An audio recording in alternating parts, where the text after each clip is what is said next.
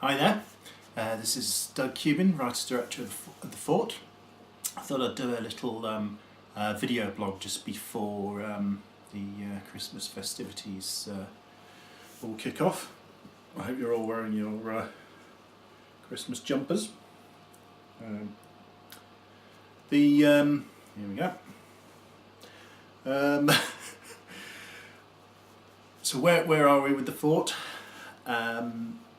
We had a review of the, they're really flashing fast now, I didn't know that. This is great.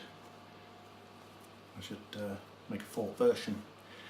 So where are we? We had a review a couple of weeks ago with a few sort of crew, and went through the last edit I did. Came back with lots of feedback on that, which was fantastic. And I've implemented a fair bit of that feedback within the timeline within the edit. And this evening, actually, I'm just going to watch and go through another of the edits that I've completed. The CG work, computer graphics work, has been coming through quite thick and fast. Really, there's not a lot of CG in TheFort. There's just a bit. There's a couple of tidy up sort of things that we needed. There was some graffiti in the background on one shot, for example, and Andrew Leake, who's our CG artist, has done a great job on sort of removing that. So there's little things like that, and there's some more sort of key aspects which I won't really go into because there's spoilers. A bit of action, sort of a bit of gunfire, but there's some key elements of CG that are key to the story, to the narrative. So I won't get into detail now, but he's doing a great job. And there's only one shot left to do a draft of, but all the others are drafted. There's about 7 shots.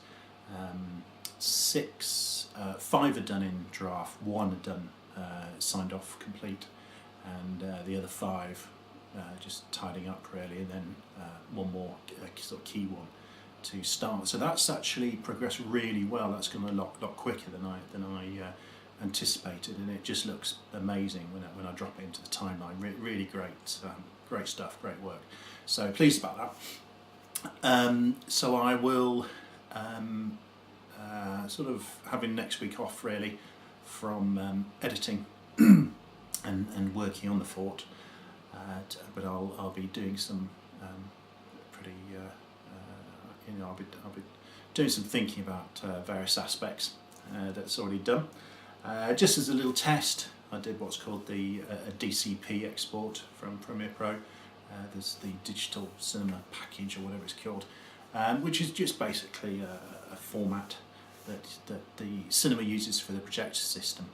I don't know a great deal about it, but it was certainly recommended to me that I sort of export maybe a minute of the film, and just sort of have it tested and make sure that process is good.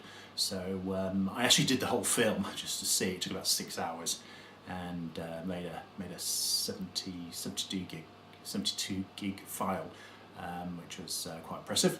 Quite massive. It's like I've got 5 terabytes, and when you export it compressed, as an MP4, it's just over 4 gig. So it gives you an idea of what you can export a compressed file. Looks great on my TV and stuff. We can review it and watch it, stick a time code on, all that sort of thing. And it's only 4 gig or so, fits on the USB stick. You actually make you export the file as a cinema needs to get it, and it's over 70 gig, and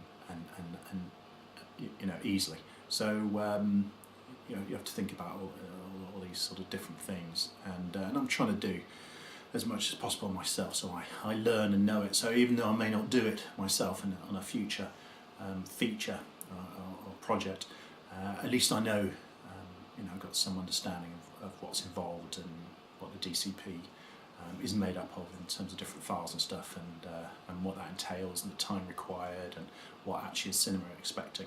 So that's all good. I will like I said, so actually this evening I'll watch the current edit and see how it all hangs together, and really pleased the way it's going. We are talking to a cinema about the premiere release, so those sort of communications have opened up. We're nailing down the date at the moment. I won't tell you just right at this moment. It's not something I want to really still just go crazy for and rush towards, but it's certainly the time to we've got to that time where really we can start talking about dates and get things nailed down. There's a lot of preparation, for that first showing, that sort of special screening for cast and crew. There's a lot involved, not just the sort of DCP. There's lots of logistics, and so and the cinema needs good time to plan and slot it into, and of course their projection schedule, with everything else that's on. So I would say, in 2 or 3 sort of blogs time, we'll probably have a date, and we'll be aiming for that.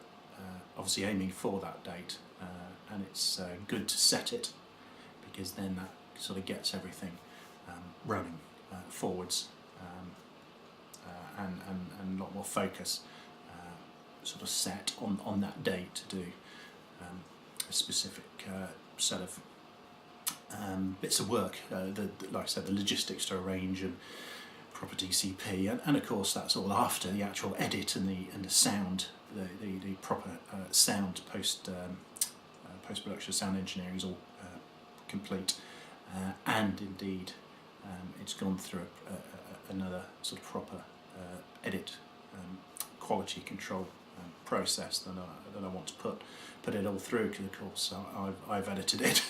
So it's a good idea to get someone to go through it again with me and just see what areas can be improved on in terms of the cuts I've made, the edits, etc. So, but I would say, just to give maybe some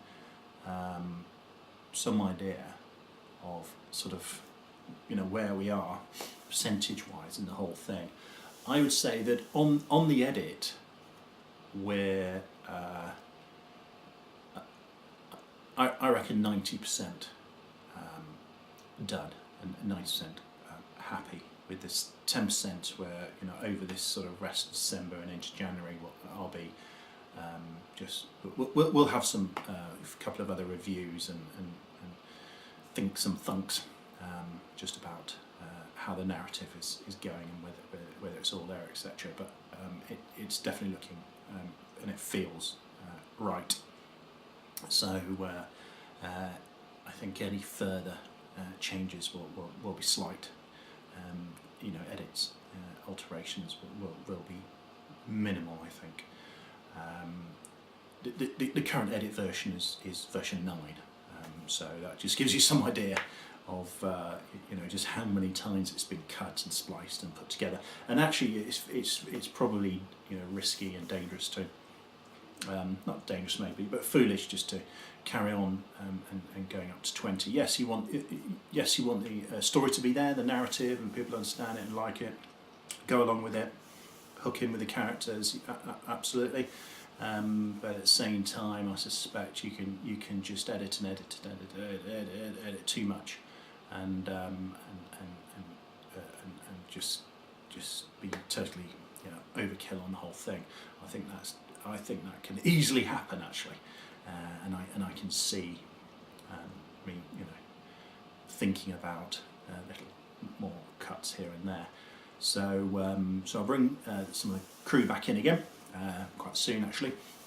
We're straight after Christmas, and we'll watch it and make some decisions from there. So that's where we are. I think. In terms of the sound engineering, that's probably only about 30% done. So there's a chunk of sound engineering to do there, and by that I mean getting the levels right and all the sort of post-processing work and making sure I've got the quality in there of sound in the best sort of formats.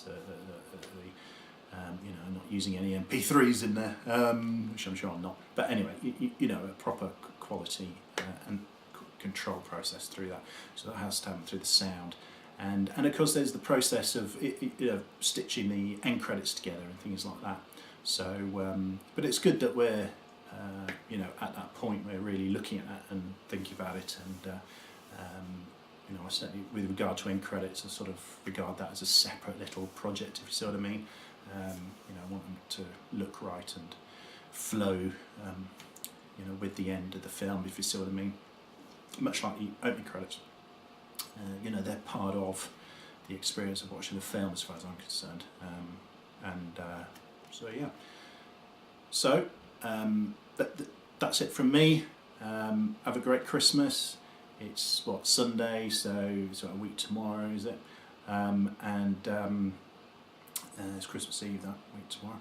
And yeah, I hope you have a great time. And if you do get the opportunity to pick up a flashing jumper like this, do so, or you'll just regret it for the rest of your life, and you'll just always be disappointed, basically. So, because it's awesome. Okay then, have a great Christmas and happy and healthy New Year, and thanks for your support. We will get there, and it's looking great. So thanks again.